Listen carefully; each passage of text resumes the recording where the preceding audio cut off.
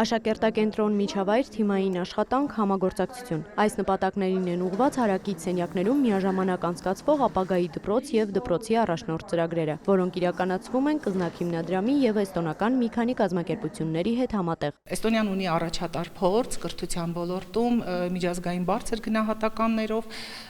եւ բնականաբար մեզ համար մեծ պատիվ է եւ ուրախություն կիսել իրենց փորձը մեզ մոտ։ Ապագայի դպրոց ծրագրին մասնակցում են 5 դպրոցի թիմեր, տնօրենի մասնակցությամբ, դպրոցի առաջնորդ ծրագրին 20 տնօրեն։ Այս պահին մենք օրինակ խոսում ենք ինչպես ընտրել նպատակ, ինչպես գնալ այդ նպատակին, որի ամենակարևոր բանը երկխոսություն է։ Տնօրենը ոչ միայն պետք է առաջարկի, այլ պետք է լսի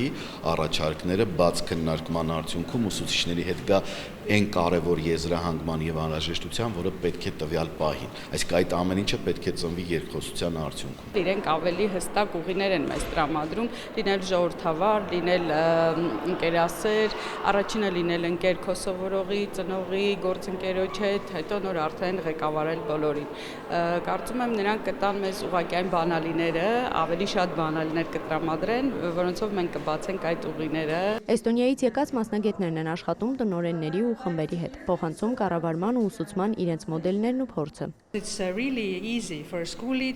Իսկապես հեշտ է տնօրենի համար լինել իր սենյակում ու փակել դուռը, ուսուցչի համար լինել դասասենյակում ու փակել դուռը։ Հայաստանում ընդունվել են նոր օրենքներ, կարգավորումներ դպրոցների վերաբերյալ եւ որպեսզի այդ փոփոխությունները տեղի ունենան, տնօրեններն ու ուսուցիչները պետք է աշխատեն միասին։ Մենք սա ենք սովորեցնում։ Ծրագրերը նոր չեն սկսվել, մինչև հնգօրյա դասընթացը հեռավար հանդիպումներ են եղել։ Հաջորդ հանդիպումը կլինի արդեն հեռավար ձևաչափով եւ ակնկալվում է նաեւ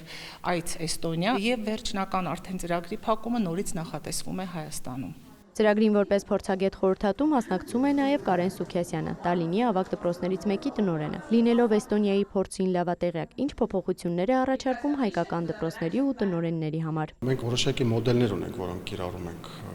Էստոնիայում, ինձ թվում է այդ մոդելները կարելի է ներդնել այստեղ, մոդելներ, որոնք վերաբերում են դպրոցի կառավարմանը, դպրոցների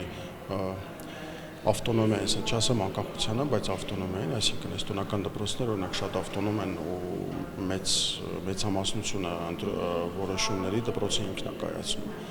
Այդ առումով դպրոցը շատ ազատություն ունի եւ դպրոցը զարգանում է այն ուղղությամբ, ինչ որ թելադրում է,